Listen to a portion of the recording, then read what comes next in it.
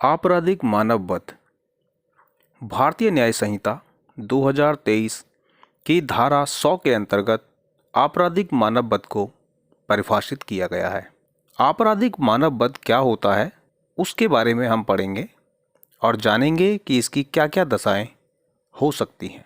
आपराधिक मानववध, जो कोई मृत्यु कारित करने के आशय से या ऐसी शारीरिक क्षति कारित करने के आशय से जिससे मृत्यु कारित हो जाना संभाव्य है, या यह ज्ञान रखते हुए कि यह संभाव्य है कि वह उस कार्य से मृत्यु कारित कर दे।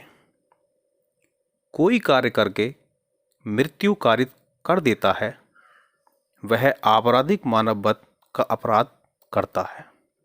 आसान शब्दों में समझते हैं कि मान लीजिए कोई व्यक्ति किसी व्यक्ति को मारना चाहता है और उसके लिए वह उस आदमी पर कोई हमला कर देता है, जबकि वह जानता है कि ऐसा हमला करने से उस व्यक्ति की मृत्यु हो जाएगी या होने की प्रबल संभावना है, और फिर भी उस पर हमला करता है। या उसे यह पता है कि ऐसा हमला करने से उस व्यक्ति की मृत्यु होना संभावित है, वह फिर भी उस कार्य को करता है, तो यह आपराधिक मानववध कहलाता है। इस बात को आसान शब्दों में समझते हैं। मान लीजिए एक व्यक्ति सड़क पर गड्ढा करता है और उस पर कुछ लकड़ियां और घास बिछा देता है, यह सोचकर कि इसमें जो भी गिरेगा उसकी मृत्यु कारित होगी। और वहीं कोई दूसरा व्यक्ति उस गड्ढे पर ध्यान ना देकर उस भूमि को सुदृढ़ समझता है और उसके ऊपर से गुजर जाता है, और ऐसा करने से वह गड्ढे के अंदर गिर जाता है और मर जाता है। तो पहले व्यक्ति द्वारा जो कार्य किया गया है उसे आपराधिक मानववध कहा जाएगा। दूसरे उदाहरण के जरिए इसे समझते हैं।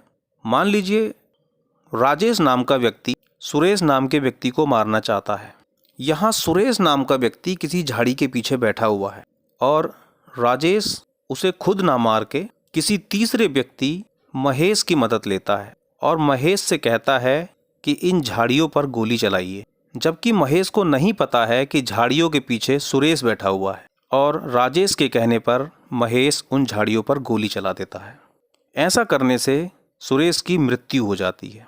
यहाँ भले ही महेश इस अपराध का दोषी ना हो, परंतु राजेश का यह कृत्य जिसने महेश को उन झाड़ियों पर गोली चलाने के लिए प्रेरित किया, ऐसी स्थिति में राजेश ने आपराधिक मानववध का अपराध किया है।